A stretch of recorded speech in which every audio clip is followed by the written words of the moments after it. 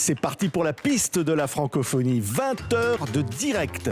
On va vivre tout ça ensemble. 18 destinations francophones à la rencontre de tous les talents. Des talents exceptionnels sont ceux qui font vivre évidemment cette francophonie qu'on aime, pour lequel on est là. On va aller tout à l'heure en Amérique, on va aller en Europe, on va aller en Afrique, on va aller évidemment en Asie. Et bienvenue sur TV5 Monde, bienvenue à tous, bienvenue au monde.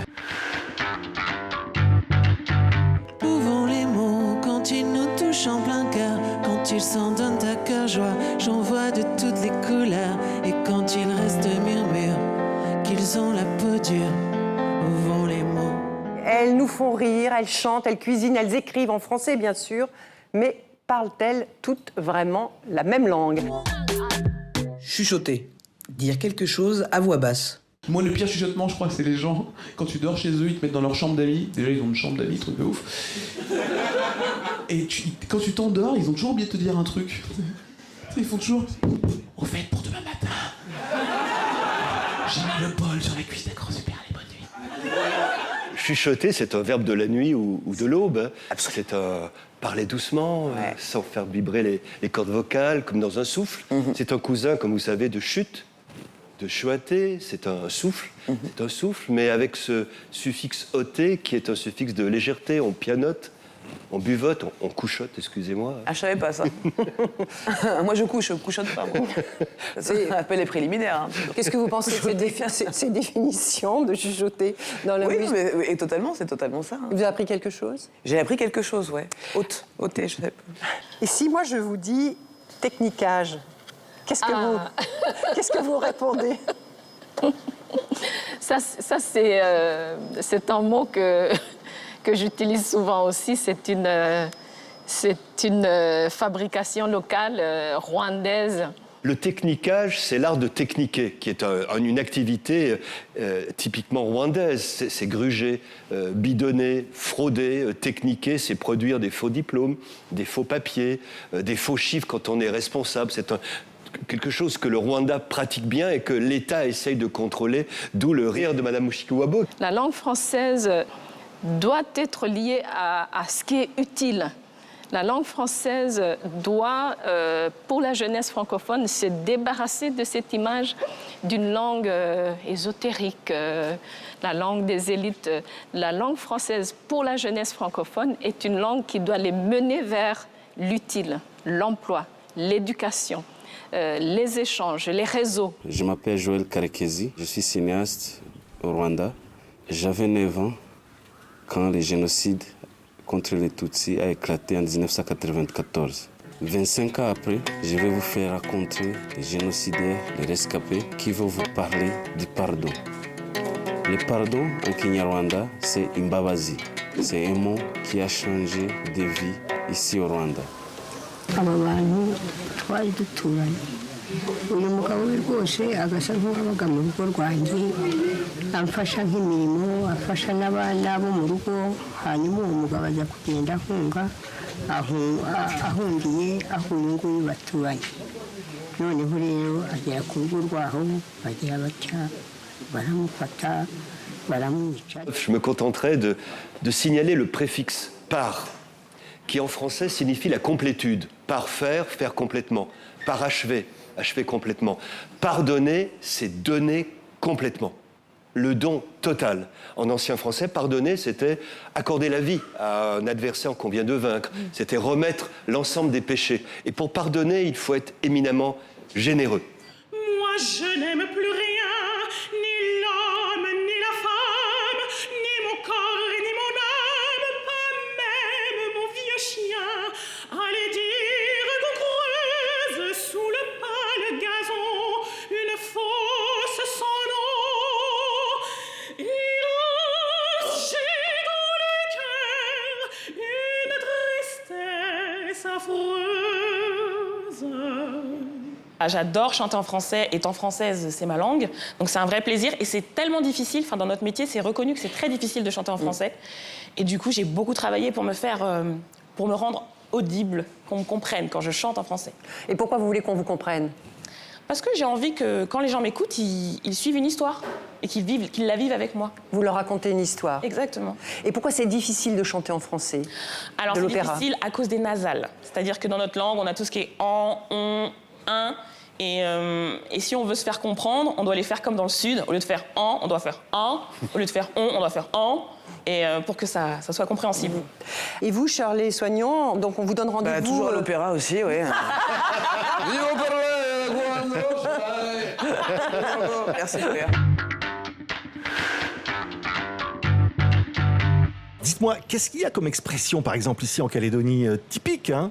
Mais il y en a plein, autant beaucoup sont issus aussi des langues kanak, mais aussi polynésiennes, indonésiennes, de toutes les différentes communautés qui peuplent la Calédonie. Mais on a nos petits français à nous aussi. Par exemple, on va toujours se dire demain. Pour dire à demain, même si on se voit dans un mois, dans un an. On dit tata demain. aussi, tata non aussi. Oui, tata, les Polynésiens à Tahiti disent nana, nous on dit tata ici. C'est quelque chose. Il y a awa.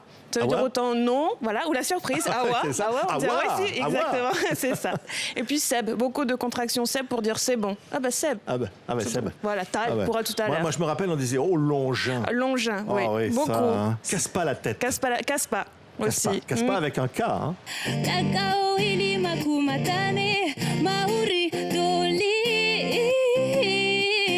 Sors-moi fort tout contre toi, que mes langues caressent tes bras, Toli.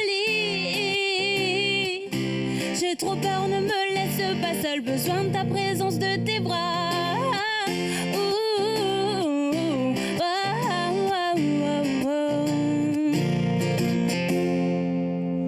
Bravo, le monde entier a pu apprécier Veima. Veima, chantez là, c'est le monde derrière là. C'est impressionnant.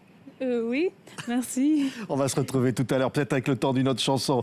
Allez, on retrouve tout de suite. Je ne sais pas si elle est arrivée, Meriba. Meriba, est-ce que vous êtes arrivée? Un endroit que vous allez nous faire découvrir. Vous êtes où en ce moment, Meriba? Patrick, je me trouve actuellement au Château Hagen, situé à la vallée des Colons, l'un des plus vieux quartiers de Nouméa. On vous propose aujourd'hui de découvrir notre pays, non pas en parlant uniquement musique ou littérature, mais en vous initiant à la cuisine de chez nous. Elle représente le métissage des communautés qui peuplent notre île et nous fait tous nous réunir autour d'une seule et même table. Je crois que les achats, c'est un produit d'ici. Je pense, je sais pas trop. Je sais pas, peut-être c'est réunionnais ou je sais pas, dans les trucs entiers comme ça. À l'origine, peut-être d'Inde, je sais pas. J'ai fait accompagner avec par exemple la viande.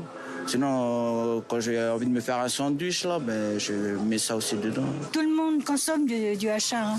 Tout le monde consomme. Ouais, il n'y a pas de maison ici que on arrive et puis qu'il n'y a pas le pot d'achar. Hein. Si l'on ne sait pas exactement comment les achars sont arrivés en Nouvelle-Calédonie, on sait qu'ils font désormais partie des spécialités locales incontournables et qu'ils sont consommés à toutes les sauces. Et comment on pourrait justement la définir pour des gens qui ne la connaissent pas, cette gastronomie locale ?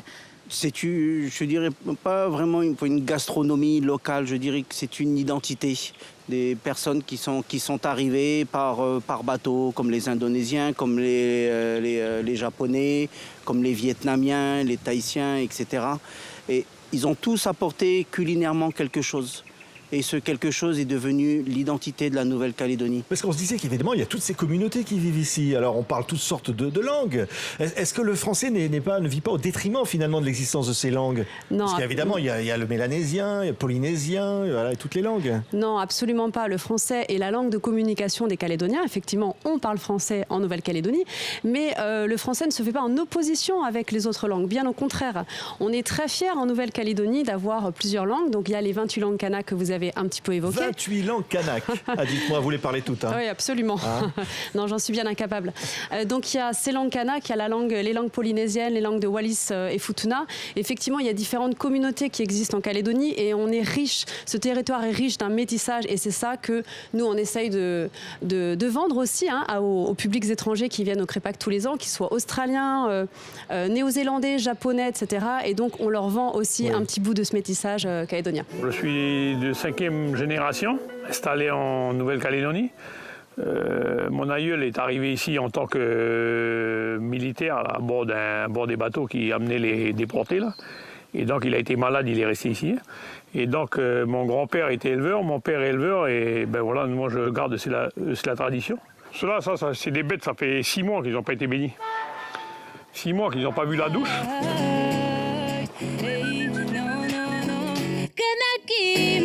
Nouvelle-Calédonie, tu te renies, tu confonds tout.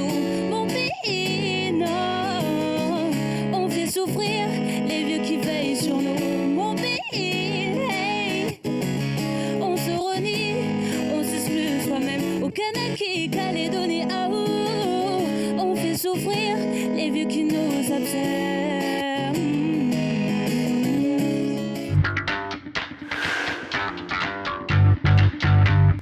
Et bonjour Patrick, bonjour Nouméa. Et oui, nous on arrive en tuk-tuk électrique. Attention à l'Alliance française de Bangkok qui nous accueille ici. Mon père m'a dit que vous savez, si vous connaissez le français, l'anglais c'est très facile pour vous. Mais par contre, si vous commencez par l'anglais, peut-être vous n'étudierez jamais le français. Et puis, il a raison, quoi. Les élèves d'aujourd'hui ont de grandes ambitions. Je veux être ambassadeur de Thaïlande en France. Ces jeunes ont bien raison de rêver. Le français a été pendant longtemps la langue des élites. Pour preuve, ces images rares de la famille royale thaïlandaise lors de vacances en Suisse dans les années 60. La reine Sirikit, dont le père était précisément ambassadeur de Thaïlande en France, et le roi Rama IX, tous deux parfaitement francophones. J'étais à l'école ici, à Lausanne, et on connaît bien le lac Léman ici. Je me réveille, je pense à toi. Encore sommeil, je pense à toi. Trop de soleil, je pense à toi. C'est plus pareil. En funambule, je pense à toi. On me bouscule, je pense à toi. Si je recule, je pense à toi. Je suis ridicule, on était beau. Pourtant, on accélérait sans frein. On s'aimait trop pour s'aimer bien. Il y a la BD, mais avant cela, il y avait le dessin satirique. Et on peut dire que la royauté thaï a favorisé l'essor de cette forme d'expression. Oui, tout à fait, puisque le roi Rama VI, le roi Vajirabhut, qui a régné de 1910 à 1925, s'est pris de passion pour le dessin de presse et la caricature. Il est devenu lui-même caricaturiste, dessinant des centaines de dessins, moquant ses propres ministres. Mais on est d'accord que la BD thaï est totalement méconnue. Comment se fait-il ? Elle est méconnue malheureusement, et c'est pour une question très météorologique. En fait, la bande dessinée thaïlandaise était vraiment très riche et très importante dans le paysage culturel. Malheureusement, avec la mousson, l'humidité, les vers à bois, la majorité des bandes dessinées anciennes ont malheureusement disparu. Il est très très difficile de retrouver des exemplaires de ces bandes dessinées, de pouvoir écrire une histoire de la bande dessinée thaïlandaise. Je m'appelle Constantine Falcon. Alors Aria, racontez-nous ce qui se passe dans cette scène. Donc en fait, ici, on voit dans cette scène l'envoyé de Louis XIV, le chevalier de Chaumont, qui vient remettre une lettre de Louis XIV au roi Narai à la cour du royaume de Thaïlande. Donc tout le monde est prosterné et lui est debout. C'est presque irrespectueux. Enfin, c'est pas presque irrespectueux, c'est irrespectueux. C'est irrespectueux. Et donc c'est vraiment une leçon culturelle qui reste d'actualité. Donc aujourd'hui, on se prosterne toujours devant le roi. C'était une première visite, donc c'était compréhensible à l'époque. Heureusement d'ailleurs. Oui. Vous, Aria, vous êtes patron de chaîne, mais vous êtes aussi le petit-fils de l'ancien Premier ministre, Pridi Banomyong, l'un des pères fondateurs de la monarchie constitutionnelle, mais il a dû s'exiler en France. Racontez-nous cette histoire. Mon grand-père, pendant la Deuxième Guerre mondiale, a mené la résistance, à la suite de laquelle il y a eu différents gouvernements. Et en 1949, il a mené un coup d'État qui a été manqué pour renverser le gouvernement de l'époque qui ne trouvait pas juste. Et après justement ce coup d'État manqué, donc il a dû s'exiler d'abord en Chine, et après c'est vers les années 70 qu'il s'est exilé en France. Alors il y a un autre côté inattendu de la Thaïlande. C'est un sport plutôt considéré comme populaire en France, mais ici, faire de la pétanque, c'est chic. On va voir pourquoi. Si la pétanque a fait son entrée au royaume de Thaïlande il y a 60 ans, c'est grâce à elle, la princesse grand-mère, comme l'appellent affectueusement ses sujets, la grand-mère du roi actuel, francophone distinguée et joueuse de pétanque invétérée, dont elle a fait activement la promotion dans le royaume. Elle a dit que c'était bon pour la santé des Thaïlandais. Et donc, beaucoup de gens se sont mis à jouer en pensant à elle.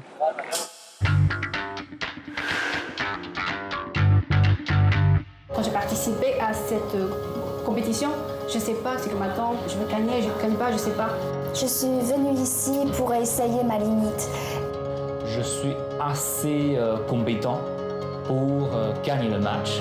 Lancé en mars, les As du Français 2019 a reçu des inscriptions de jeunes Chinois francophones venant des 4 coins du monde. Bonjour, bonjour à tous et à tous. Bonjour, madame et messieurs. Pour moi, c'est fabuleux quand dans les cieux, nous partageons ce rêve bleu à deux. Madame, messieurs, la porte est fermée et je suis ouverte à vous. Voilà, c'est une émission, mais c'est aussi un concours. Et c'est vrai qu'ils sont impressionnants, ces jeunes Chinois et Chinoises francophones. Tudjane, vous avez gagné. Alors, vous venez de Paris. On a entendu aussi qu'il y avait des concurrents qui venaient du Québec. Ils avaient ce petit accent déjà québécois. C'est vrai. Vous avez gagné la chance de partir au Maroc, pays francophone évidemment. Mais vous, Tudjane, qu'est-ce qui vous a donné envie d'apprendre le français ? Je crois que c'est grâce à mon cher Jean-Jacques Rousseau, parce que j'ai lu les Confessions au lycée et j'étais étonnée. Et je me disais, donc on pourrait écrire comme ça. Parce que dans un passage, il disait qu'il pesait les traces des pas de Madame Warin sur le tapis. Alors je me disais, c'est vraiment une effusion de passion et de délicatesse. Ça me donne envie d'apprendre le français pour comprendre vraiment la langue d'origine de ce livre. Ouais, parce que comme on dit en Chine, le français n'est pas seulement une langue, mais aussi un art de vivre. Et Monsieur Wang, et d'après vous, pourquoi les jeunes Chinois choisissent le français? Est-ce qu'il y a des opportunités, des Donc je crois que mes étudiants, quand ils arrivent à l'université, ils ont choisi d'apprendre le français parce qu'ils sont très fascinés par la culture française, par la littérature, par les arts, par les expositions qu'ils vont découvrir en Chine même aujourd'hui. Donc beaucoup d'éléments leur donnent raison de s'approcher à la culture française. Mais en même temps, la langue leur donne une nouvelle clé pour découvrir un monde tout différente de la Chine et d'aller plus loin. Donc je crois qu'au plan personnel, c'est un enrichissement. Alors vous, les Français, vous aimez bien des expressions imagées, les métaphores, les comparaisons. Tiens, heureux comme un poisson dans l'eau. Enfin, moi, je ne comprends pas celle-là. Hein. Je n'ai jamais vu de poisson avec un air content. Et je pense que vous êtes sûrement la seule langue au monde où avoir du cul est une chance. Alors que l'avoir dans le cul pose problème. Sauf dans le cas où il est bordé de nouilles. C'est grâce à la langue française que j'ai mieux compris ce que ça voulait dire la langue chinoise. C'est-à-dire que quand on est chinois, lorsqu'on ne maîtrise pas une langue étrangère, bon, après ça aurait pu être autre chose, mais moi, c'est la langue française qui a servi de miroir. Donc, c'est-à-dire que j'ai pu me regarder et comprendre le système linguistique chinois. C'est beau ces lumières. Ça me fait penser à un film. Lequel ? Les Amants du Pont-Neuf. Ça parle de quoi ?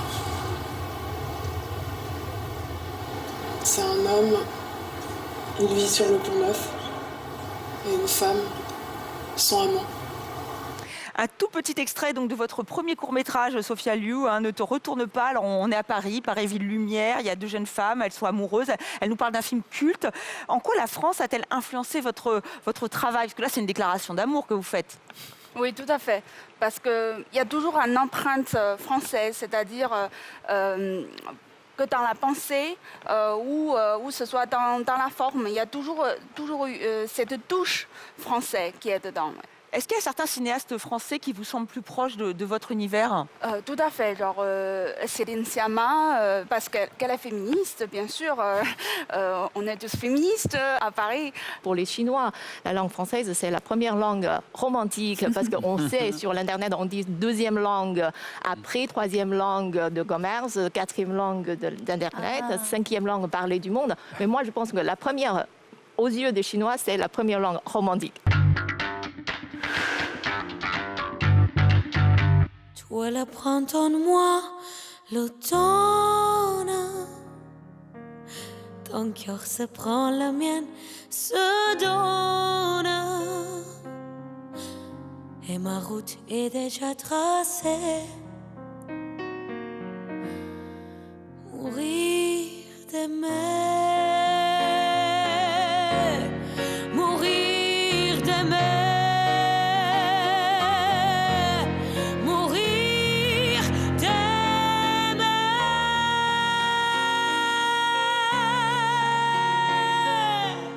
En fait, tout d'abord, le parcours de Charles Aznavour, il est absolument incroyable. Prenant en compte qu'il est venu d'une famille des escapés de génocide et jusqu'à ses 94 ans, quand il était toujours sur la scène, en train de faire 2 heures et demie de spectacle sans aucune pause.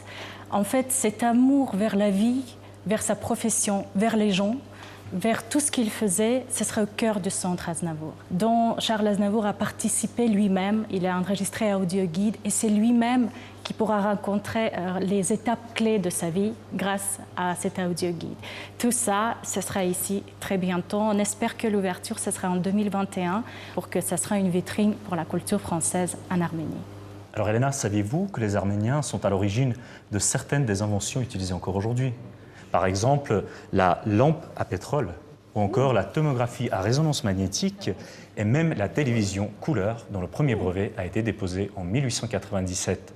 Et même aujourd'hui, l'Arménie aspire à redevenir la Silicon Valley du Caucase. En périphérie de la capitale arménienne, depuis 2011, ce centre Tumo accueille 10 000 élèves de 12 à 18 ans. Après l'école, ils viennent ici et plongent dans le monde numérique ultramoderne. On a la chance en Arménie, même dans le monde rural, d'être connectés. Nous avons massivement investi dans du matériel, bien évidemment, informatique, pour pouvoir faciliter non seulement l'accès à l'éducation et au savoir, mais d'un autre point de vue, donc le point de vue technologique face à l'éducation, faire en sorte justement que les apprenants, les enfants notamment, ne soient plus consommateurs de technologie, mais plutôt acteurs de technologie. Mais comme on a bien vu, même créateurs de ces nouvelles technologies. Et même créateurs.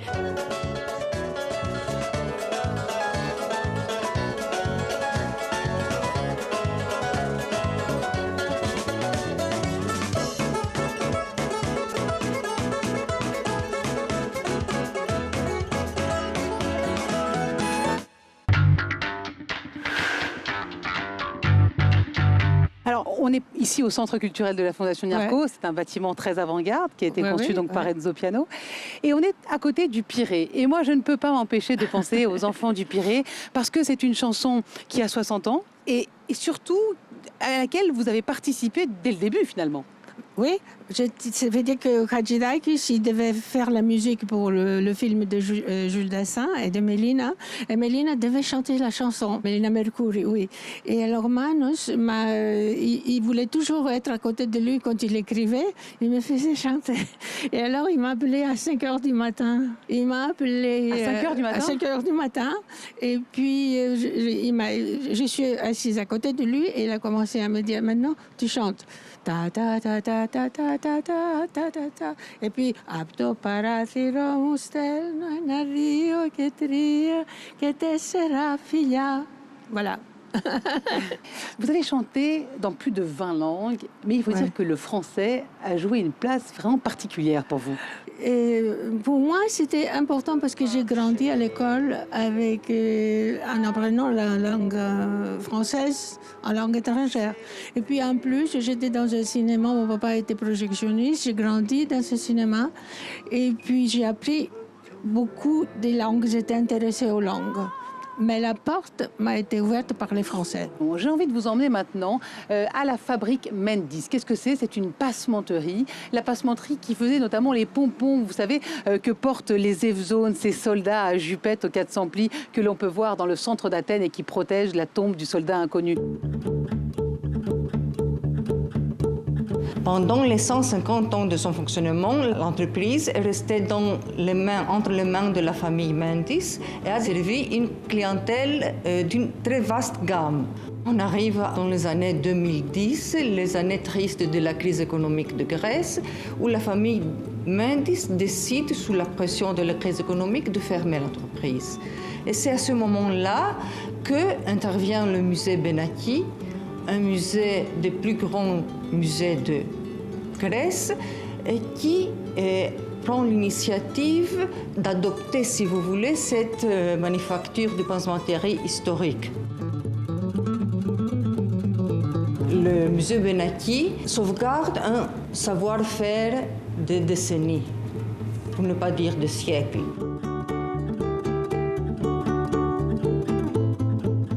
Prenons donc un bateau maintenant pour aller à quelques encablures d'Athènes sur l'île d'Égine. C'est à 1 heure, ce n'est pas très loin, et on va voir comment on peut faire des céramiques d'inspiration byzantine.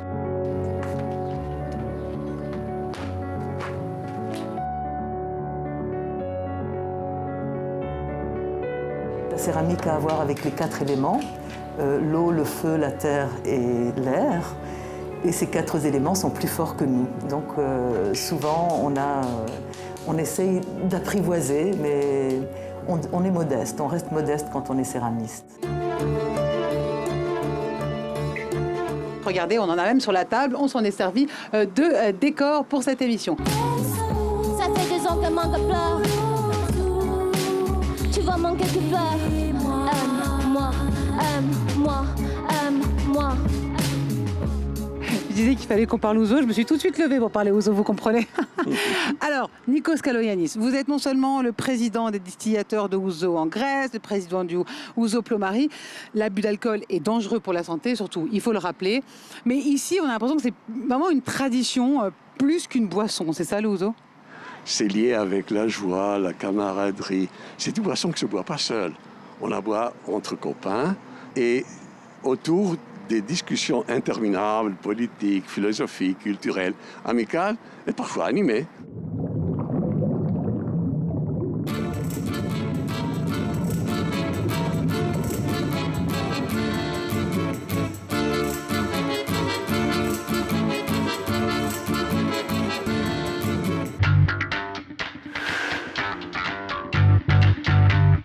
La littérature malienne a comme point de départ l'oralité.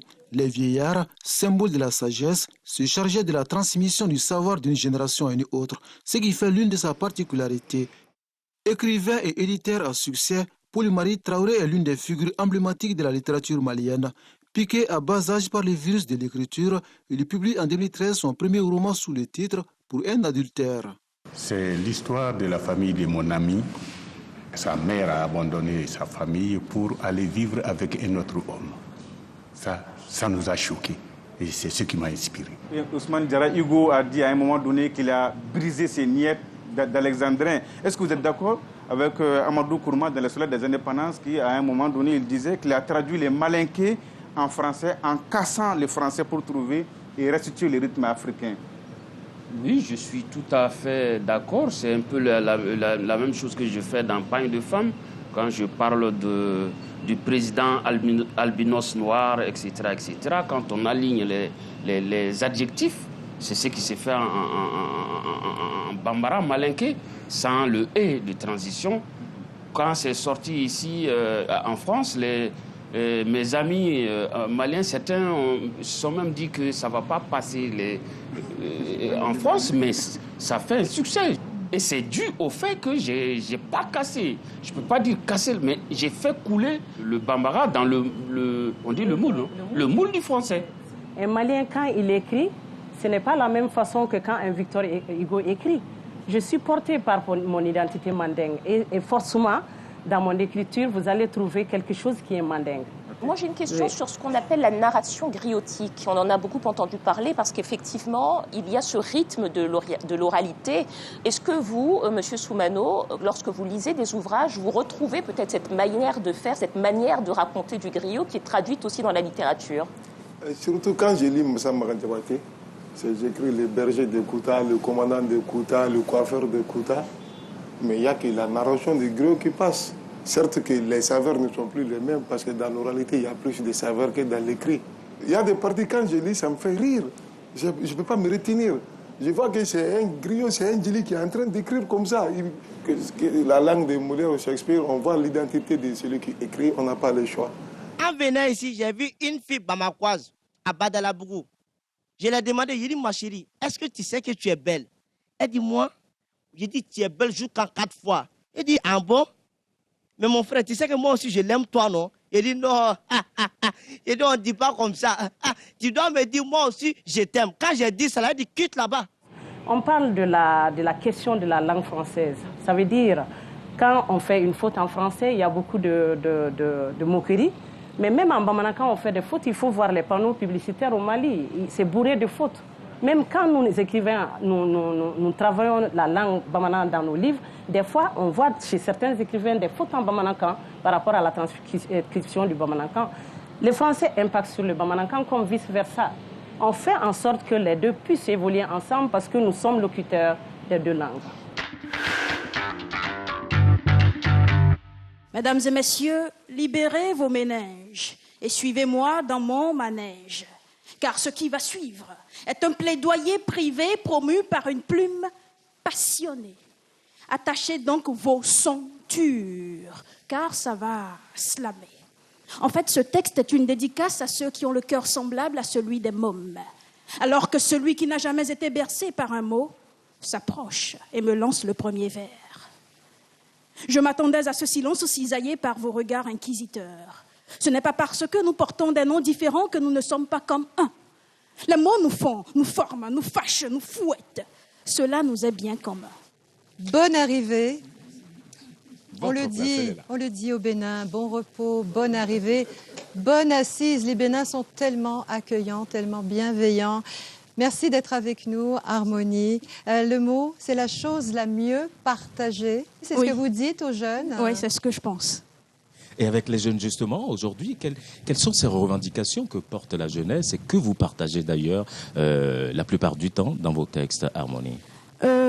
C'est déjà le manque de confiance. Je pense que la jeunesse a besoin qu'on lui fasse confiance. Ouais. La jeunesse a besoin de s'occuper, de se prendre en charge, tout simplement. Tout simplement. Est-ce que Florent penserait la même chose, lui qui est, vieux, jeune? Jeune. Ouais, en fait, je m'en fous. L'un ou l'autre. Non, mais je pense qu'aujourd'hui, on dit très souvent que le Bénin a 60% des jeunes qui ont moins de 15 ans. Ouais. C'est un avenir, mais également, ça représente une bombe. C'est-à-dire que si on ne fait pas attention pour prendre en charge toutes les revendications, qu'elles soient silencieuses ou qu'elles soient criées de ces jeunes-là, eh bien, on ne pourra pas faire grand-chose avec eux. Les jeunes ont besoin de s'épanouir. Donc, il faut leur offrir la matière de s'épanouir, il faut leur offrir les conditions de s'épanouir, et il faut surtout les éduquer. Je crois que l'éducation, c'est la base du tout. Vous allez raconter votre histoire. Séance d'initiation des plus petits aux arts du spectacle, de l'oral à l'écrit en passant par la technique de maîtrise de soi, un programme dédié à ces enfants à l'Institut français de Cotonou. C'est pour apprendre le français, faire du cirque et travailler en groupe. J'ai appris à me sentir plus à l'aise sur scène, à représenter l'environnement, l'urgence de l'environnement. L'Institut devient un lieu pluridisciplinaire. Évidemment, l'université, l'art, le numérique, les langues, la jeunesse, la bande dessinée, les industries créatives, etc. Donc, c'est un lieu diversifié.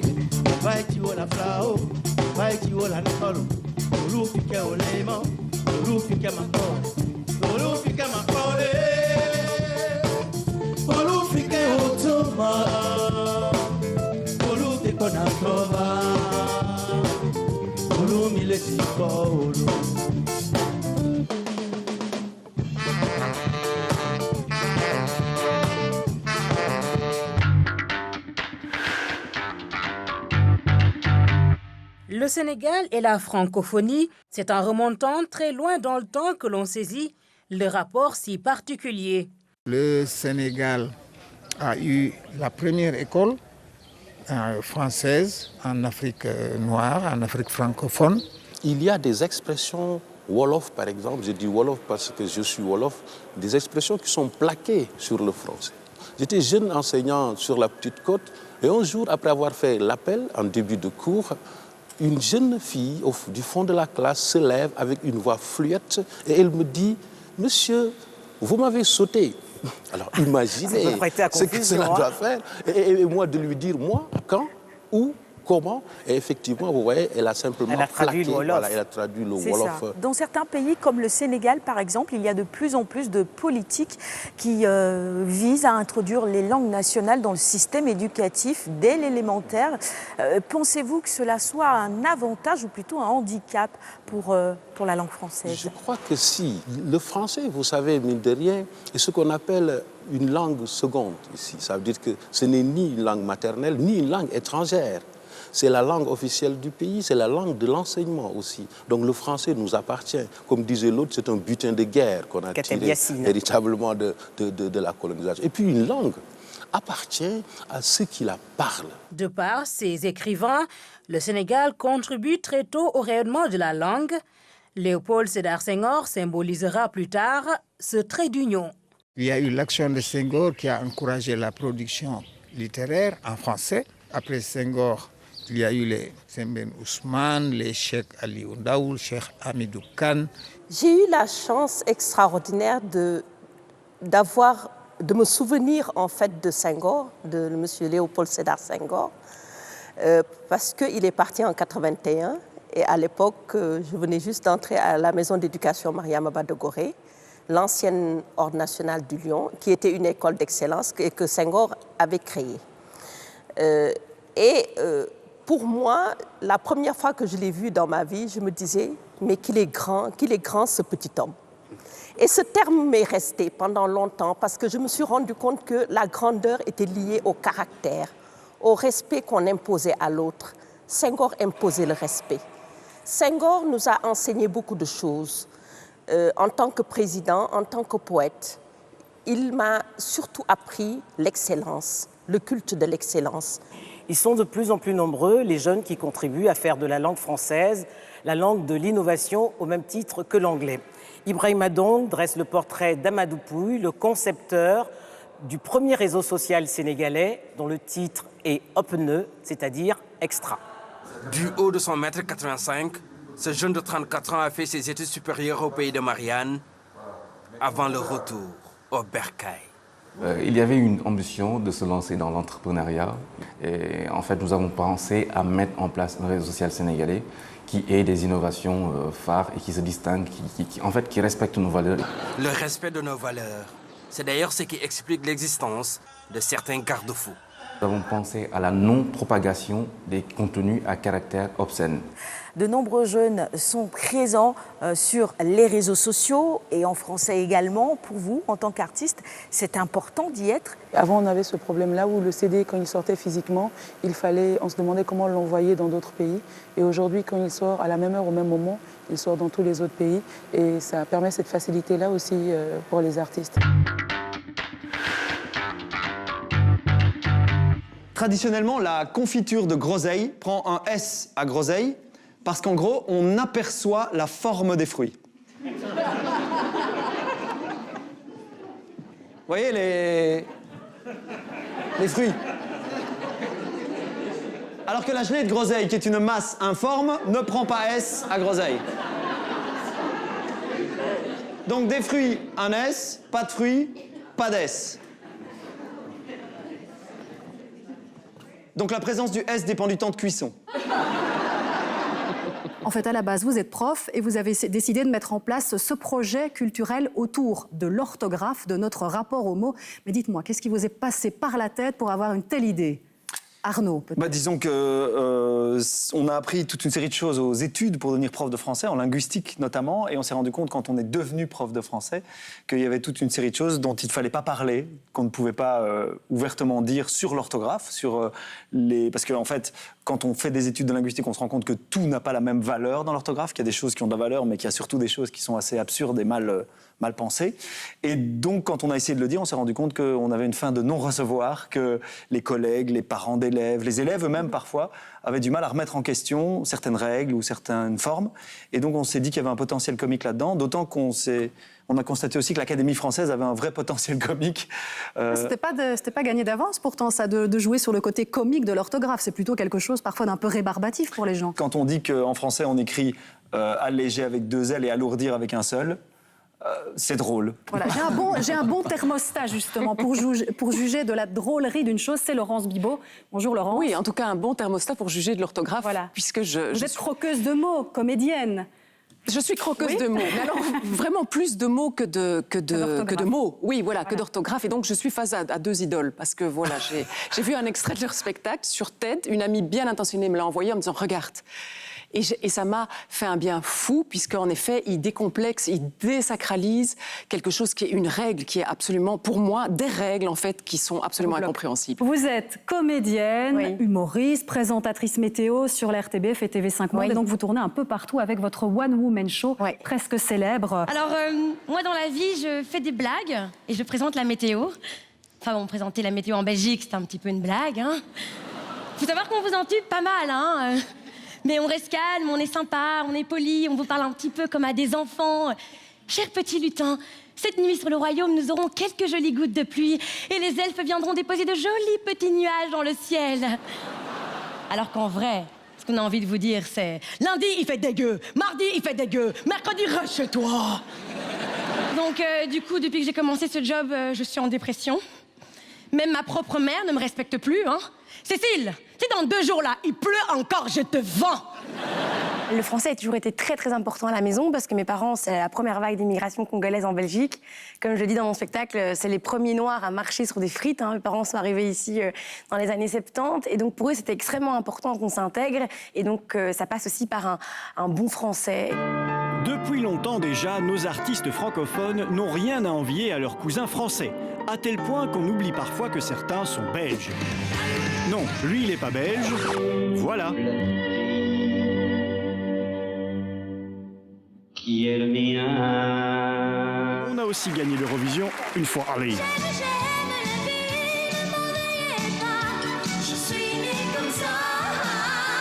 Oui, on aime se faire remarquer. Les premières fois qu'un Belge arrive à Paris, c'est une expérience anthropologique tout de même, parce que les gens ne comprennent pas tout ce qu'on dit, quand on demande de nous passer un essuie, alors que c'est une serviette, quand on veut donner du papier Scott, alors que c'est du sopalin. C'est vrai qu'au début, il y a quand même un temps d'adaptation pour chaque Belge à Paris, oui. Votre belgicisme préféré? Je pense pas que ce soit un belgicisme, je pense que c'est un héritage d'Hergé, c'est Bachi Bouzouk. Bachi Bouzouk, je trouve que ça sonne magnifiquement bien. C'est du belge, on peut dire que c'est du belge, mais c'est du Hergé. Charlotte? Ah, moi, j'ai une super belle expression. C'est « crève un dieu, dis non, dis duty ».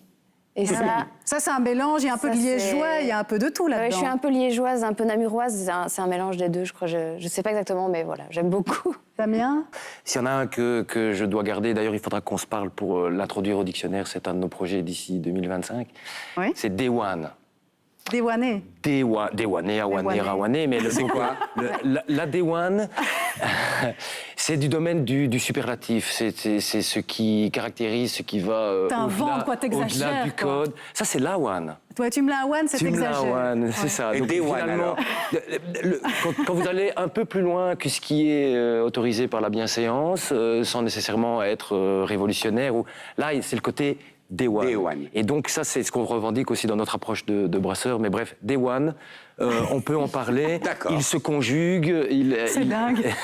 Dewan au passé simple. Au subjonctif imparfait, plus dur.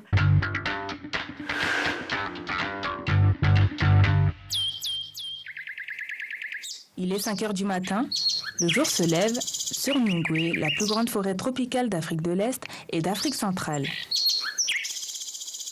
1000 hectares, 100 espèces d'arbres, plus de 600 chimpanzés. Pour veiller sur ce petit monde, des centaines de gardiens, dont Claver, guide touristique, connaît le parc comme sa poche. Depuis les événements, il y a le gros changement parce que la forêt, pour le moment, est bien protégée plus que de l'avance. Et aussi, le braconnage est vraiment diminué, ce qui fait que l'augmentation des animaux. Les efforts ont donc porté leurs fruits. Les animaux sont de plus en plus nombreux.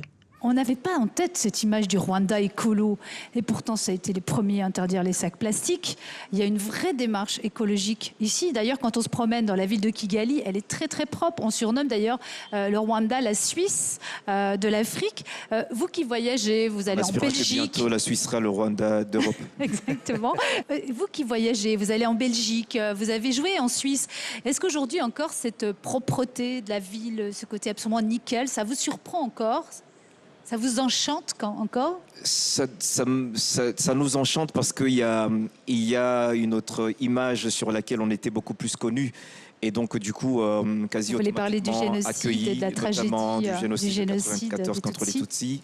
Voilà. Et donc, du coup, qui s'inscrivait dans la carte postale globale sur l'Afrique des conflits et tout cela.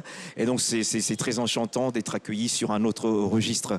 Mais sinon, il faut juste signaler que la particularité, en fait, de la pratique rwandaise, du point de vue de la gouvernance, c'est toujours d'associer les populations à ces pratiques, en fait. Ce qui fait que les gens s'approprient très rapidement ce genre de pratiques. Et ils sont les premiers à en bénéficier, les retombées. Epa Binamungu, c'est un des artistes peintres les plus reconnus et les plus respectés du pays des 1000 collines. Dans sa dernière collection de pièces d'art, il traite du thème des langages. Quand on parle plus d'une langue, les idées se diversifient. L'artiste s'en inspire. Les proverbes nous inspirent. Je parle pour le Kinyarwanda.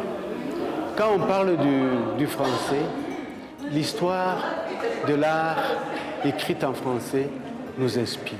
Vous avez joué dans des films en anglais, vous faites de la scène en français souvent, et vous jouez aussi des instruments parce que vous êtes aussi musicienne. Et je me dis que quelque part, vous avez aussi votre réponse sur la langue de l'art. C'est-à-dire que pour moi, la musique, les notes, c'est comme des mots, c'est comme des syllabes aussi. Donc passer d'une langue à une autre, c'est comme passer d'une tonalité ou un rythme à un autre. Donc en fonction de ce qu'on ressent, en fonction de comment on vit les choses, pour moi, ce n'est qu'une traduction des émotions. Et plus on parle de langue, plus on a accès au cœur et aux émotions des gens. Hervé Kimini, le multilinguisme, c'est formidable, mais ça ne s'exporte pas partout. Je crois qu'il vous est arrivé une petite mésaventure en Belgique. Alors, cette mésaventure, c'est que je fais une punchline en Kinyarwanda et j'oublie que j'étais à Bruxelles. Et je vois les gens et je dis, mais pourquoi cette blague ne marche pas? Pourquoi est-ce que je dois la réécrire? Mon Dieu, je suis à Bruxelles. Et donc, j'ai dû la redire et j'ai eu le rire de la deuxième fois, mais ça m'échappe. Vugana ni soni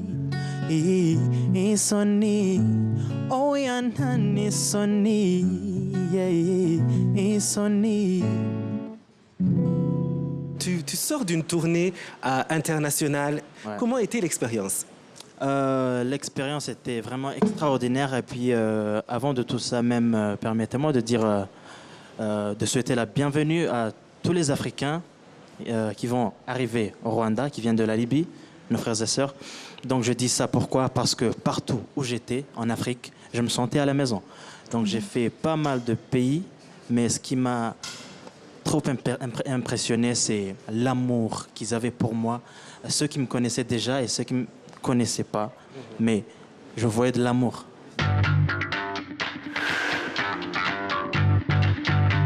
On m'appelle Monsieur Galère. On m'appelle Tonton Misère. Je vis dans un quartier populaire. Et nous sommes de vrais prolétaires. Insuffisance alimentaire, vestimentaire, monétaire. Et nous sommes de vrais prolétaires. Et nous sommes majoritaires sur cette terre de misère. Heureusement que j'ai mon cousin militaire. Quand il s'en va en guerre, là-bas vers la frontière, moi je fais des prières.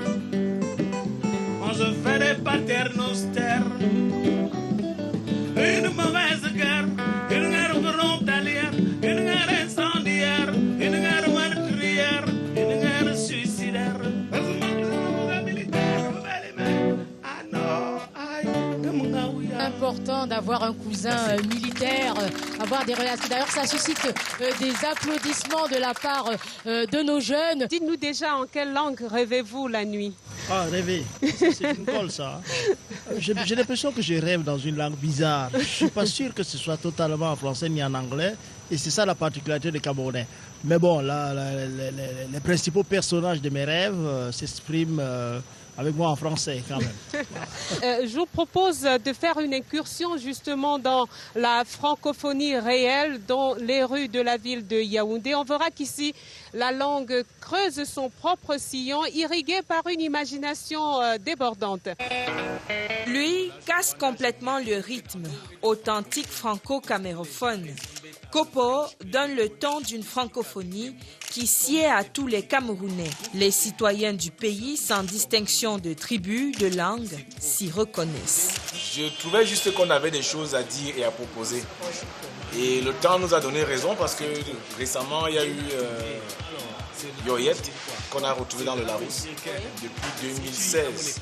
C'est comme des mots pour un chameau. Alors, dès que tu speaks.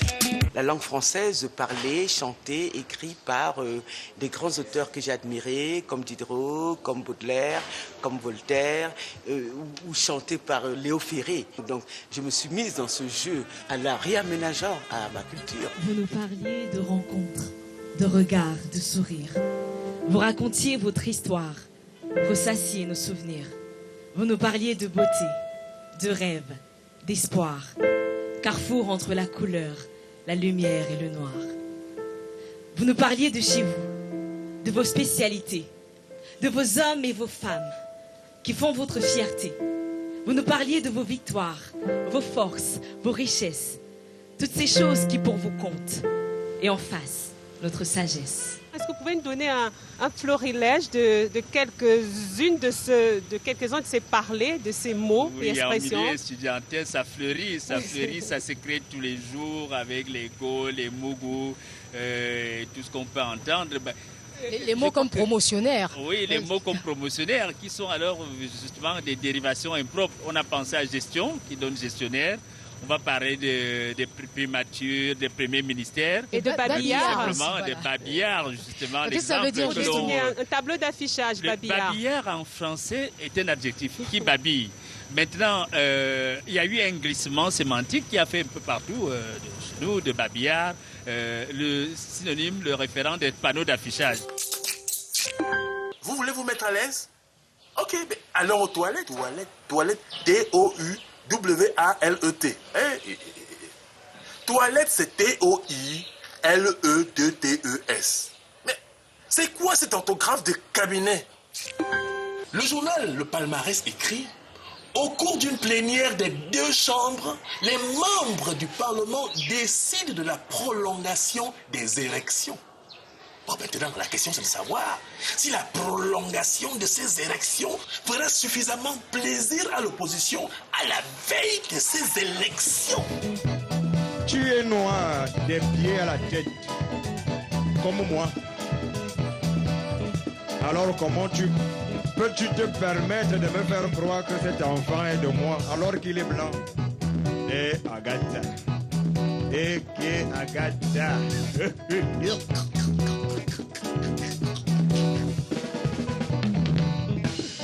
Agatha, ne me mens pas. Agatha, ne me mens pas. Ce n'est pas mon fils, tu le sais bien. Ce n'est pas mon fils.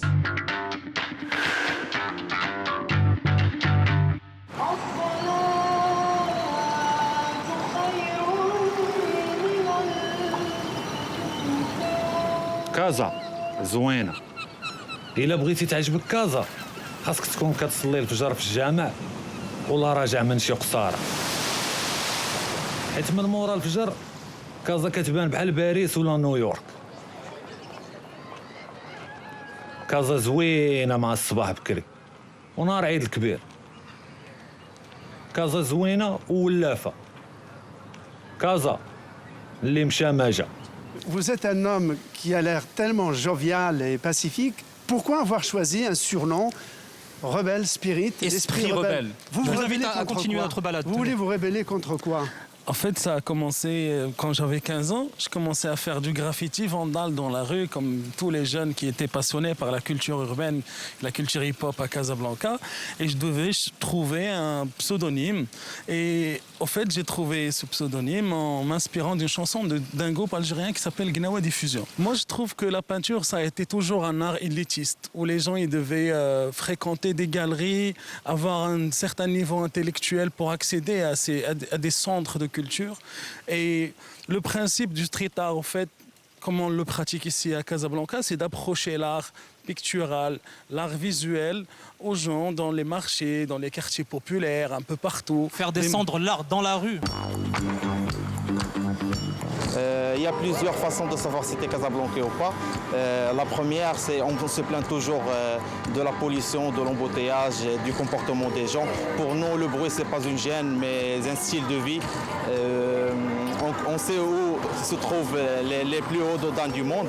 Donc c'est ici au Maroc, donc tu connais les quartiers et tout. Quand le feu passe au vert, donc tu dois t'attendre à un festival de klaxons. Au fil des décennies, eh bien, les communautés étrangères qui sont installées à Casablanca et à fortiori au Maroc, elles ont évolué, elles ont changé et elles sont devenues de plus en plus africaines. Ça, vous avez pu le voir notamment du côté de la Médina, parce que je sais que vous avez pris beaucoup de plaisir à vous balader par là-bas. Oui, je suis allé dans le quartier de Bab Marrakech, où effectivement c'est une petite Afrique. Une fille pour liguer, mon pays pour ma mère. Elle vient ici 6h du matin, 7h du matin pour préparer les choses. Et moi, j'aime bien quitter très loin pour venir ici faire le petit déjeuner. On ne pouvait trouver meilleur ambassadeur que cet artiste, véritablement. C'est un humoriste, mais c'est avant tout un artiste qui sillonne le continent depuis une dizaine d'années avec ses spectacles et qui fait véritablement le lien entre les différents pays du continent. Il s'agit, vous l'aurez reconnu, de Wallace. Bienvenue, Wallace. Bonjour, salut. Comment vas-tu? Salut Slimane. Salut. Comment vas-tu? Ça va et toi? Ça fait plaisir. C'est un Africain pur jus. Ah, pur jus. Alors voilà, il est Maroco-ivoirien. Maroco-ivoirien. Ivoiro-marocain. Qu'est-ce que vous choisissez? Les deux. Et qu'est-ce qui déclenche le rire en Afrique? Est-ce que c'est l'autodérision? Oui, beaucoup. C'est beaucoup d'autodérision. C'est beaucoup de choses dans lesquelles les gens vont se reconnaître, qui va faire rire les Africains. Par exemple, quand je dis aux gens, je suis allé au Cameroun, et au Cameroun, le public, il parle avec toi pendant que tu joues ton spectacle. Et ça, c'est véridique. Les gens rigolent parce qu'ils se reconnaissent dedans. Moi, ça m'est arrivé. J'étais en train de faire un spectacle à Douala, et il y a quelqu'un qui s'est levé de sa chaise et qui m'a dit « Voilà, tu as raison. J'ai moi-même vécu la même situation. D'ailleurs, je vais vous raconter. » Et il a commencé à parler avec mon public. Genre, je pouvais sortir, il allait finir le spectacle à ma place. Dans un périmètre de quelques dizaines de mètres à peine, notamment du côté de la Médina, on peut croiser une église, une synagogue et une mosquée. Un respect entre les peuples, c'est tout un symbole que l'on trouve rarement ailleurs à travers le monde et qui caractérise également Casablanca. alhamdulillah, حنا في المغرب عندنا بعدا الحريه ديال الاعتبار ديالنا وتنقوموا بالديانه ديالنا اليهوديه بكل حريه.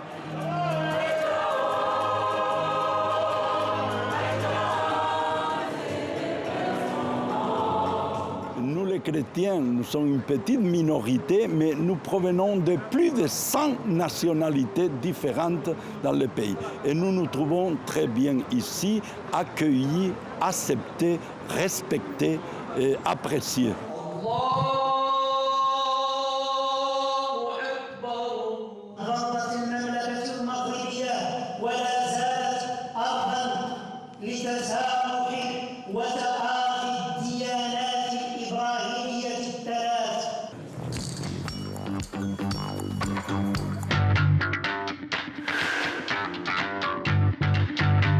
Tout le monde attend avec impatience ici en Égypte et dans le monde entier le nouveau musée, le grand musée d'Égypte qui verra le jour en 2020. Exactement, et d'ailleurs je vous invite dans ce lieu prestigieux et rare.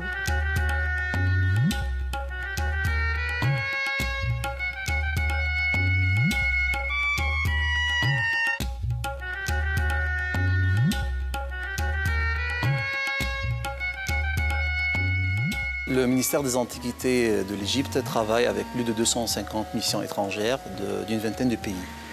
Les pays francophones, et notamment la France, jouent un rôle très important. La France a une 50aine de missions archéologiques travaillant sur tout le territoire de l'Égypte et bien entendu également la Belgique et la Suisse.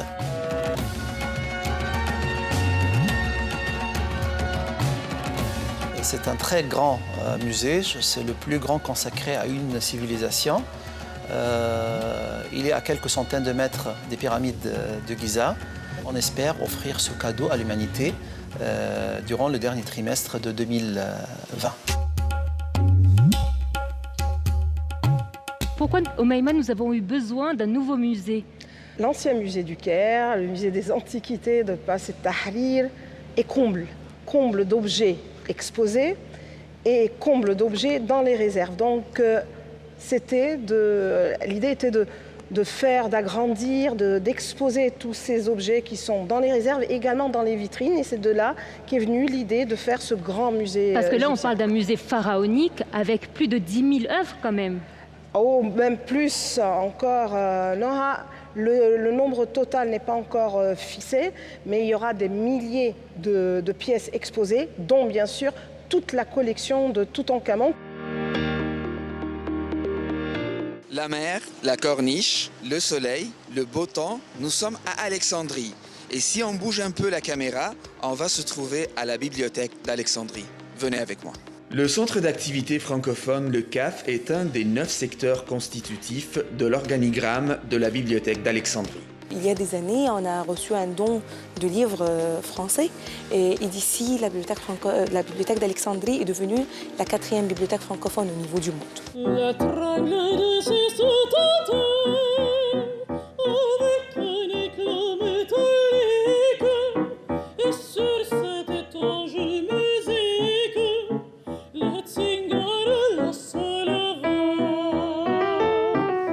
Peut-être une question, comme vous êtes la première femme égyptienne, première femme arabe, on peut dire aussi du monde arabe, à avoir intégré cette prestigieuse académie de l'Opéra national de Paris. Que vous a apporté cette expérience qui vient de prendre fin? Qu'est-ce que ça vous a apporté? D'abord, c'était un grand honneur pour moi d'être la première égyptienne et arabe de chanter sur cette scène prestigieuse. Et je dois dire que depuis que je suis arrivée à Paris ou à l'Opéra de Paris, j'arrête jamais à apprendre beaucoup. Ouais. Artistiquement, mais même aussi personnellement. Et j'ai grandi avec cette académie. Farah, on va parler d'une autre chanteuse que vous aimez, qui vous a inspiré, oui. Dalida. Vous allez interpréter Helwa Ya Baladi? Oui. Helwa Baladi, pour nous et pour tous les francophones, en fait. Eh ben, c'est à vous, a cappella. كلمة حلوة وكلمتين حلوة يا بلدي غنوة حلوة وغنوتين حلوة يا بلدي أملي دايما كان يا بلدي إني أرجع لك يا بلدي وأفضل دايما جنبك على طول واو واو واو.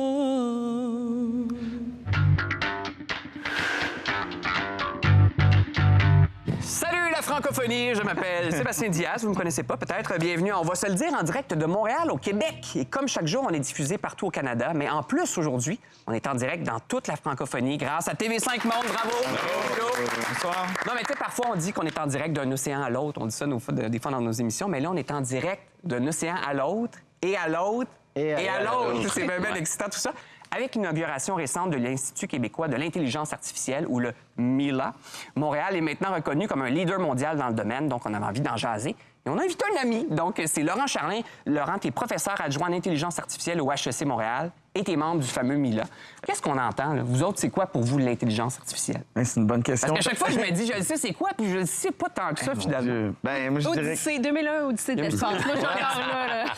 L'ordinateur HAL dans le film. Oui, c'est ça. Un ordinateur qui prend des décisions avec des données, mais des données qui sont transmises par des humains. Oui. Et qui apprend par lui-même à un moment donné. Peut-être, hein? Oui, ça semble ça. C'est des bonnes réponses. Souvent, il y a un côté négatif, on dirait, quand on parle d'intelligence artificielle, alors qu'il y a aussi de bons côtés à ça, j'imagine. Oui, donc il y a énormément de bons côtés. Ouais. Je le définis, la façon dont je le dirais rapidement, c'est on veut essayer de créer des machines qui sont intelligentes. C'est ce qu'on veut essayer de faire. Ouais. Qu'est-ce que l'intelligence? Ben, on sait qu'on est tous intelligents, on sait qu'il y a des animaux intelligents, donc on a une notion de ce que ça peut être. En fait, je ne sais pas si c'est de l'intelligence artificielle, mais les espèces d'applications qui nous permettent de communiquer avec des gens d'autres pays, d'autres langues, de parler en français et que la traduction se fasse. Ah oui. J'étais en Turquie cet été. Mon turc est... De base? Ouais, à un moment donné, j'ai utilisé cette application-là dont tu parles. Je jasais, je discutais comme ça avec le chauffeur de taxi. Puis ça se traduisait. Non. Dis-moi, où est-ce qu'on s'en va? Est-ce qu'on pourra s'arrêter à un restaurant bientôt? Là, la machine traduisait en turc.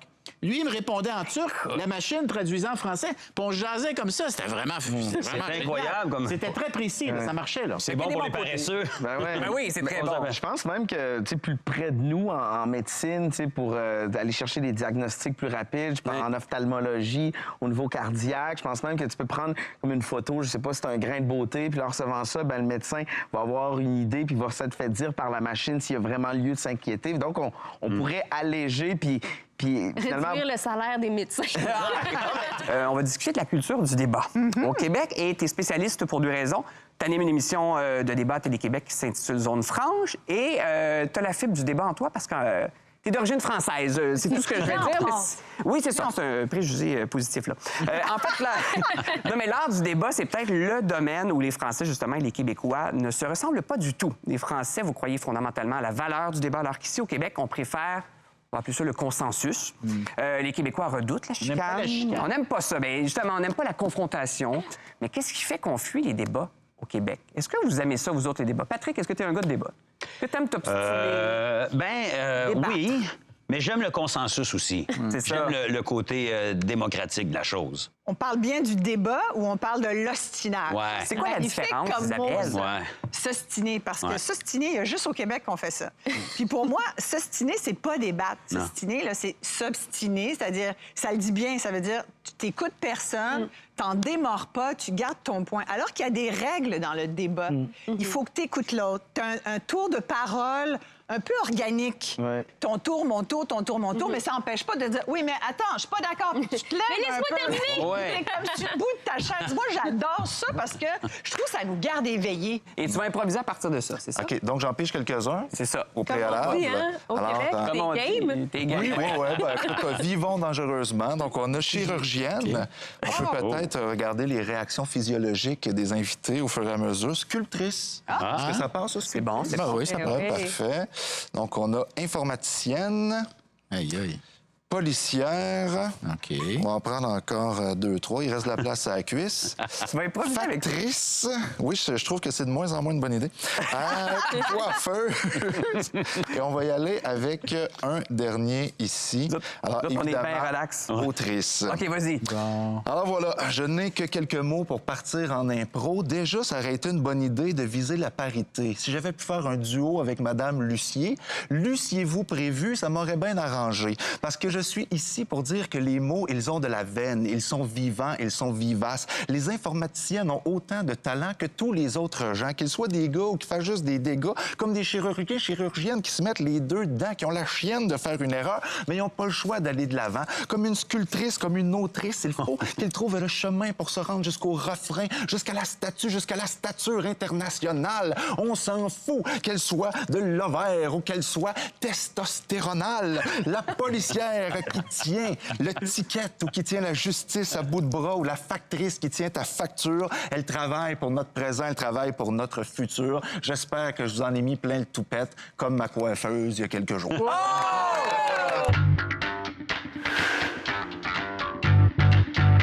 Qu'est-ce qui est en train de changer aujourd'hui en Tunisie? Je commence par vous, Olfa Blassine. Ce qui a changé, c'est la liberté d'expression, bien sûr. Elle est inédite en Tunisie et celle que nous sommes en train de vivre, et même dans le monde arabe. La révolution tunisienne est une révolution lexicale, est une révolution de langage. La liberté d'expression est une liberté carrefour, c'est ce qu'on dit. On dit que c'est une liberté carrefour. C'est de là que découle la liberté de manifester pour la société civile, la liberté de s'organiser pour la société politique, la liberté de créer pour les artistes, la liberté d'imaginer. Je dirais qu'il y a des changements et aussi des découvertes. Moi, je dirais ce qu'on a découvert depuis la révolution de 2011, On a découvert une jeunesse pleine de potentiel, ce qu'on ne savait pas avant 2011, parce qu'on n'avait pas autant de liberté de s'exprimer. Son implication réelle envers son pays, la Tunisie, son implication aussi dans la vie politique tunisienne, la chose qu'on ne touchait pas avant la Révolution. Donc on aimerait bien que, politiquement parlant, on leur donne beaucoup plus d'espace, on les implique un peu plus, parce que vraiment, le jeune Tunisien a beaucoup de talent. En fait, les jeunes ont découvert de nouveaux canaux de faire de la politique. Ce n'est pas du tout du désintérêt, ni de la nonchalance, ni de l'irresponsabilité. Absolument pas. Je ne pense pas du tout qu'il s'agisse de cela. Absolument. Ils ont de nouveaux canaux. La société civile, déjà, qui est extrêmement présente, mais qui est aussi extrêmement influente. Il ne faut pas l'oublier.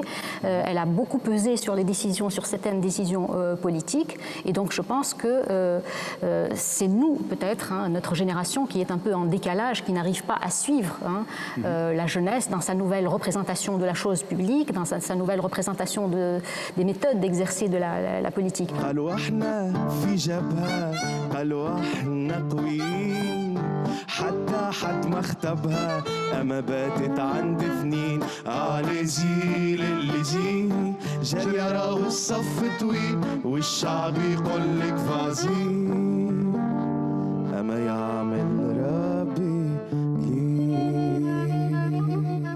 Comment vous faites pour réconcilier ou pour additionner ces deux cultures tellement riches et tellement différentes, la culture de l'Orient et celle de l'Occident? C'est une question qu'on me pose souvent.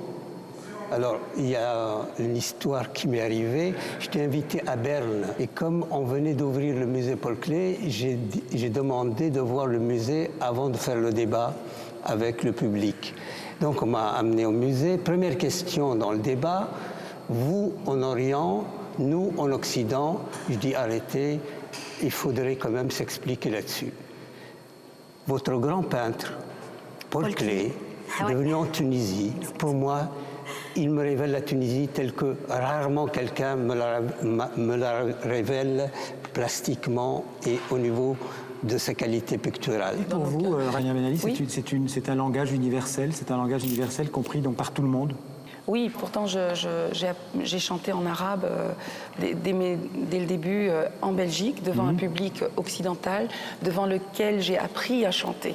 Parce que j'ai dû chanter mon arabe, j'ai dû le sentir d'abord et l'exprimer très très fort dans la danse, dans les mouvements, dans l'intention, dans l'amour que je porte à ce public-là. Et très vite, j'ai été très étonnée de voir que ce public comprenait tout à fait ce que je chantais. Très souvent, on venait après me dire parfois dans des langues comme l'allemand que je comprends pas normalement, me dire j'ai tout compris, pourtant c'était l'arabe. Et moi j'avais compris cette dame allemande qui me parlait en allemand, qui me disait j'ai tout compris. Enfin voilà, on se comprenait au-delà des mots, au-delà de tout ça. Donc la musique, oui, c'est magique. Aujourd'hui, on va vous parler d'une Suisse qui innove. Ça colle peut-être... La Suisse innove. La Suisse innove, hein, on ne le savait pas, mais vous allez le savoir ce soir. Ça colle pas forcément avec l'image de carte postale qu'on se fait de la Suisse. Et pourtant, elle a été classée première au niveau mondial de l'innovation par l'Organisation mondiale de la propriété intellectuelle en juillet dernier. On est même devant la Suède et les États-Unis. C'est pas mal pour un pays francophone, non? Ça claque. Et si la recherche des exoplanètes devait avoir son Christophe Colomb, ce serait cet homme, Michel Mayor. J'étais un passionné de science avant tout. Et c'est un petit peu le hasard qui a fait que quand j'ai terminé mon diplôme de physique, eh bien, des laboratoires cherchaient des gens dans différentes directions, et en particulier l'Observatoire de Genève. J'ai été là discuter, j'ai trouvé intéressant, et c'est ce qui a fait que j'ai démarré en astrophysique. Aujourd'hui, le terrain le plus convoité pour chasser les planètes se trouve au Chili, dans le désert d'Atacama. C'est pour cette raison que l'ESO, l'Observatoire européen austral, y a installé les télescopes les plus performants du monde. Il y a eu une ribambelle d'astrophysiciens qui ont été formés à l'Université de Genève notamment. Et qu'est-ce qui fait qu'on est si bon dans ce domaine-là? Il faut savoir travailler en équipe, il faut savoir sortir le mieux de chacun de nous. Je crois que c'est ça. Et je pense qu'en Suisse, on est bon dans les entreprises, en recherche. On est bon à créer cette ambiance qui fait ressortir ces qualités. Karine Chamas et Martin Sédou, vous êtes tous les deux étudiants et vous faites partie de ce projet de l'EPFL qui est de participer à Hyperloop, l'un des concours scientifiques les plus exigeants du monde. Regardez à quoi il ressemble. Et si on faisait un avion sans ailes ? Le but de ce concours est de développer, de produire un prototype de pod, on appelle ça une capsule en anglais, qui a pour but de relever les différents défis qui se rapportent à la technologie Hyperloop.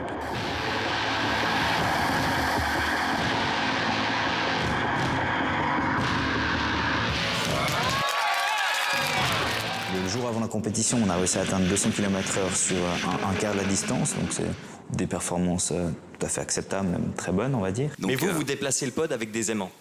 Pas tout à fait avec des aimants, on induit un champ magnétique avec le moteur qu'on a. Pardon, mais grosso modo avec des aimants, tu c'est-à-dire que simplifies, ça frotte même plus sur le rail. En fait, c'est un train qui vole. Alors, pas tout à fait dans notre cas. Oui, expliquez-nous ce que c'est. Non, alors, nous, ce qu'on a implémenté, c'est uniquement la propulsion qui est électromagnétique. Donc là, effectivement, il n'y a plus de contact direct entre le moteur et le rail. C'est vraiment par l'interaction électromagnétique qu'on arrive à créer la force qui nous permet d'avancer, de faire avancer le prototype. Karine, une question difficile pour terminer. Qu'est-ce que la Suisse a prouvé au monde, aux États-Unis et devant toutes ces universités qui étaient candidates? Alors déjà, je dirais que la Suisse est un pôle d'innovation, d'avoir 2 équipes suisses qui représentent le pays. Il y a plus de 1000 différentes équipes qui postulent initialement. Il y en a 20 qui arrivent en Californie et sur ces 20, il y en a 2 qui se démarquent sur le podium. Ça veut déjà beaucoup dire pour toute l'innovation qui se fait en Suisse. Vous êtes très beau, Pascal Meyer. T'as vu ça, hein? Alors, C'est avec ça que vous allez voler, oui. Exactement. alors, montrez-nous ce que vous allez faire. Ah, écoute, je suis pas encore complètement briefé, mais je vais... Faut mettre le casque. Voilà. Et là, alors il fait quoi là? Alors là, il va voler dans un environnement comme s'il était un drone lui-même. Il va utiliser les mouvements de son corps, comme on peut le voir à l'image là, pour monter, descendre et voler simplement au lieu d'utiliser un joystick avec les mouvements de son corps. Donc Pascal, là, on a l'impression de voler quand on est là-dedans? Alors écoute, c'est une sacrée histoire, moi je trouve. Aïe, aïe, aïe. Alors, est-ce que par hasard, vous avez un peu envie de vomir, Pascal? Écoute, pas pour l'instant, mais c'est chaud bouillant là, parce qu'en plus j'ai un peu le vertige. Il faut pas se cracher en direct à la télévision si possible. Donc en fait là, normalement les drones, on les fait aller avec des joysticks. Il y a quoi en plus avec cette jaquette, à part que faut l'enfiler quand même? Exactement. Non, alors il y a Jonas qui est en train de tondre le jardin. C'est pas possible, c'est un sosie. C'est bien de numériser des archives qui datent d'il y a 600 ans, puis dans 10 ans, elles n'existent plus. Alors c'est un des projets aussi sur lequel l'EPFL travaille, c'est dire comment est-ce qu'on va stocker non seulement pour les prochaines années, pour s'amuser avec nos petites tablettes, mais dire comment est-ce qu'on va préserver ça sur plusieurs centaines d'années. Et là, un des moyens, c'est de le stocker sur l'ADN, par exemple. Comment ils font? Parce que le disque dur, on le branche sur l'ordinateur, on peut tout de suite lire les données. On fait comment avec de l'ADN? Moi, j'arrive avec ma fiole et je fais comment? Alors d'abord, ça fonctionne parce qu'on l'a fait pour un morceau du Montreux Jazz Festival. Donc c'était démontré qu'on pouvait stocker sur l'ADN. Vous mettez des concerts de jazz sur l'ADN? Ah oui, il y a un morceau de Deep Purple qui était fait en partenariat avec Montreux Jazz Festival. Il était stocké sur l'ADN et ils ont retrouvé le morceau de musique et on n'entend pas la différence. Donc c'est vraiment spectaculaire. Et surtout, c'est minuscule, j'imagine, la place que ça prend. Alors c'est ça, c'est que si vous mettiez toutes les bandes magnétiques du Montreux Jazz Festival, les 5000 heures d'archives, qui est la plus grande archive blues jazz rock au monde, live, ça fera un cube de 2 mètres sur 2 mètres. Si vous mettez tout ça sur du silicium, juste la matière du silicium, ce sera un cube de 20 cm. Sur l'ADN, ce sera un cube de 0,2 mm. C'est l'amour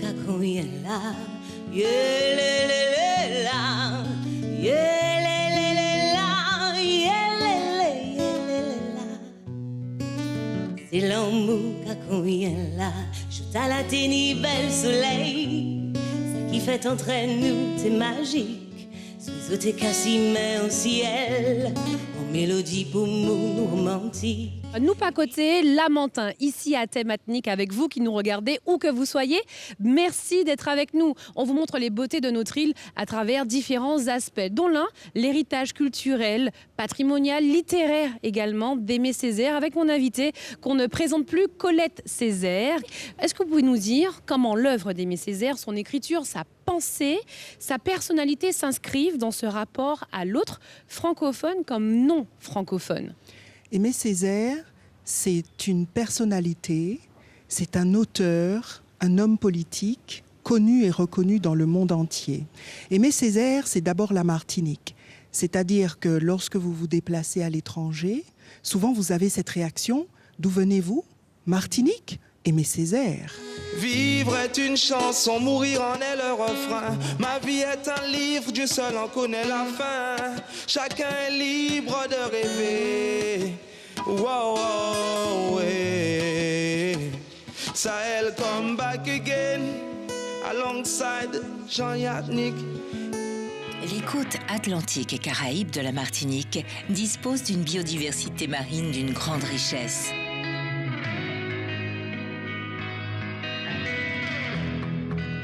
Nombreux sont les Martiniquais vivant de cette ressource. La gastronomie caribéenne est naturellement tournée vers la mer. Le matoutou crabe, le trempage ou la cuisson en blaf sont des recettes ancrées dans la tradition. Elles proposent aussi une cuisine plus sophistiquée, plus moderne. Le nombre d'espèces vivant dans les eaux de l'île est 100 fois supérieur à ce qui s'observe en Europe. On peut imaginer autant de façons de cuisiner. Exceptionnellement, Suzanne a accepté de livrer le secret de son balaou frit. Quand on sert le balaou, on enlève les arêtes. Il faut le prendre de ce côté-là et puis monter avec le couteau. Et puis tu enlèves tout ça, tu tires l'arête. Alors, moi, je vais picher les gousses d'ail. Je vais râper un petit peu de végétarien. On va ajouter du sel, du piment, du citron. On va ajouter de l'eau. On va mettre les balaou dans l'assaisonnement. Des feuilles de bois d'Inde. Le poisson est prêt. On peut le faire cuire maintenant.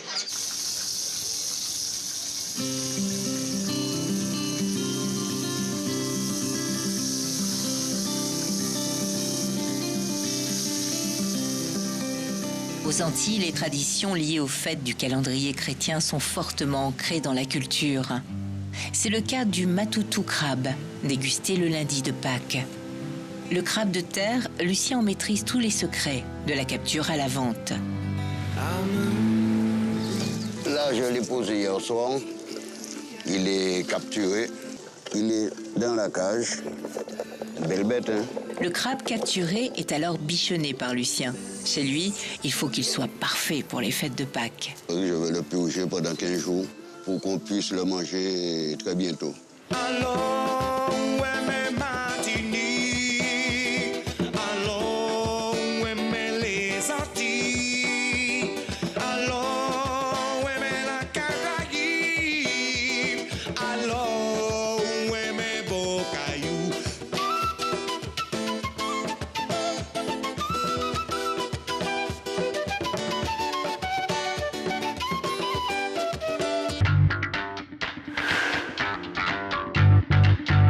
Merci d'être là pour cette dernière heure, qui est une dernière heure symbolique et ô combien importante pour nous. Frédéric Mitterrand, vous le connaissez, il a été ministre de la Culture. Et en plus, il a une spécificité, Frédéric, c'est qu'il vient toujours avec un ami. Donc ce soir, il s'agit de l'ambassadeur d'Albanie, que vous pouvez nous présenter, mon cher Frédéric. Alors, Dritan Tola, ambassadeur d'Albanie, qui parle le français mieux que nous tous réunis.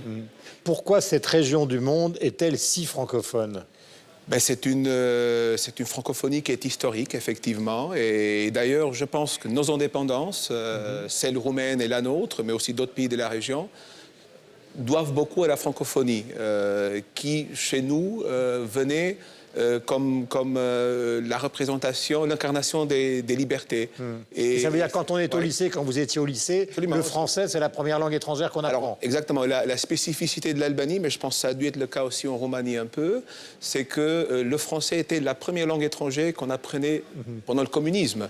C'était un pays très isolé, et le français restait cette fenêtre de liberté. Donc c'était la première langue étrangère qu'on apprenait à cette époque-là. Vous avez bien fait de l'amener, mon cher Frédéric. Tout à l'heure, nous avons Il est excellent. abondamment parlé. Il est excellent. Frédéric, parmi vos fonctions, il y en a une, vous avez été justement mis en contact avec l'étranger, c'est la présence pendant un certain temps à la Villa Médicis à Rome, où on est dans les endroits qui sont les plus somptueux de Rome, avec les Italiens en bas qui nous regardent, mais c'est chez nous, en gros. Et en plus, une grande partie de l'élite italienne, traditionnellement, depuis les Sforza jusqu'au XIXe siècle, tous ces gens parlaient français couramment. Tous ces gens parlaient français couramment, mais il ne faut pas oublier que ce sont les Italiens qui ont civilisé la France quand même. D'abord, ça a commencé avec Jules César, où on était quand même un peu chevelu et désordonné. Et ensuite, ça a continué avec la Renaissance. Je voudrais savoir ce que ça vous a apporté, et l'un et l'autre, le français. Vous, dans cette carrière de documentariste, et vous, justement, dans cette carrière d'ambassadeur. Yamina. Ma carrière de réalisatrice s'est faite entièrement en français. Et lorsque j'ai eu cette fonction au gouvernement comme ministre de la francophonie, ça a été évident que, par exemple, le droit des femmes dans l'espace francophone, je l'ai mis au cœur de mon action. Aujourd'hui, est-ce que l'on peut accepter au sein de l'espace francophone que les filles n'ont pas les mêmes droits que les garçons pour aller à l'école? Je trouve qu'on devrait être beaucoup plus offensif. Et il faut aussi, c'est une langue du droit et du droit des femmes. Est-ce que vous avez eu le sentiment, justement, de mener à chaque fois un combat? J'ai pas vraiment le sentiment de mener un combat, mais j'ai le sentiment plutôt de défendre une cause. Et cette cause, c'est celle de la langue française, mais c'est aussi celle de toutes les autres langues. Parce qu'il faut bien imaginer que chaque année, il y a des dizaines de langues qui meurent dans le monde. Et quand une langue meurt, c'est une pensée qui meurt. Et je crois que c'est ça qu'il faut avoir en tête, c'est que s'engager pour la langue française, c'est s'engager pour la diversité des langues dans le monde. Et de la même manière que Frédéric ne se sépare jamais d'un ami, moi je viens tout le temps à une émission avec mon chef, comme ça je suis certain que la fin de l'émission se terminera bien. Il s'agit d'Yves Bigot, qui est le patron de TV5 Monde. Denis. Oui, je me souviens de mon premier contact réel, concret, direct avec la langue française que je parlais. Et c'est, pour moi, si on me demande, je vous dirais, j'ai eu le ballon en retour. On jouait au football à Port-au-Prince et puis le ballon est tombé dans le jardin d'une dame qui est très cerbère, et elle n'allait jamais renvoyer le ballon, mais quelqu'un m'a dit « Mais toi, tu parles français, demande-lui en français. » Et j'ai fait une belle phrase et elle a renvoyé le ballon avec joie. Donc, parler français, c'est recevoir le ballon. Thomas Romer, vous êtes prêt? Vous êtes administrateur du Collège de France. Regardez sur ce plateau. Vous avez un écrivain célèbre, un patron de chaîne de télévision, un pauvre journaliste animateur, un ministre, un ancien ministre,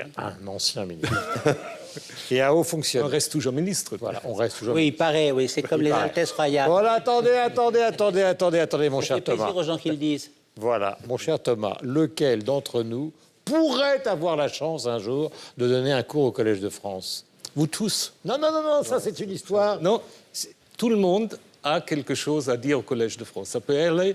mais comme auditeur libre, on y va, mais comme professeur... Comme professeur, vous savez, au Collège de France, vous n'avez pas besoin de titre pour être nommé professeur au Collège de France. Si un jour je dis, je vais avoir quelqu'un qui fait du jazz, je peux demander à M. Bigot de venir nous faire quelque chose, au rock. Alors ça, je peux vous dire tout de suite, il va venir en courant. Il y a beaucoup d'émissions à la télévision, mais ce qu'on a fait, c'est-à-dire ce que vous avez fait et dirigé, est quand même du domaine de la performance. Oui, c'est vrai, puisqu'on était dans 18 capitales francophones, partout sur la planète, sur les 5 continents, puisque le français est, avec l'anglais, la seule langue qui est parlée sur les 5 continents. Et donc cette opération, elle est destinée à exprimer à la fois notre ADN, qui nous sommes, nous, à TV5 Monde, la chaîne de la francophonie, et puis à montrer, je pense, que pour le coup, la démonstration a été réussie. C'est l'extraordinaire diversité de la francophonie, des différentes cultures, mais des différentes gastronomies, des différentes façons de parler le français, des différentes façons de partager, au-delà du français, les valeurs qui l'accompagnent. Oui. Merci à tous les 5 d'être venus pour clore donc cette piste francophone. Nous étions ravis de travailler pour vous. Mais d'ailleurs, est-ce vraiment du travail? Ciao et à bientôt.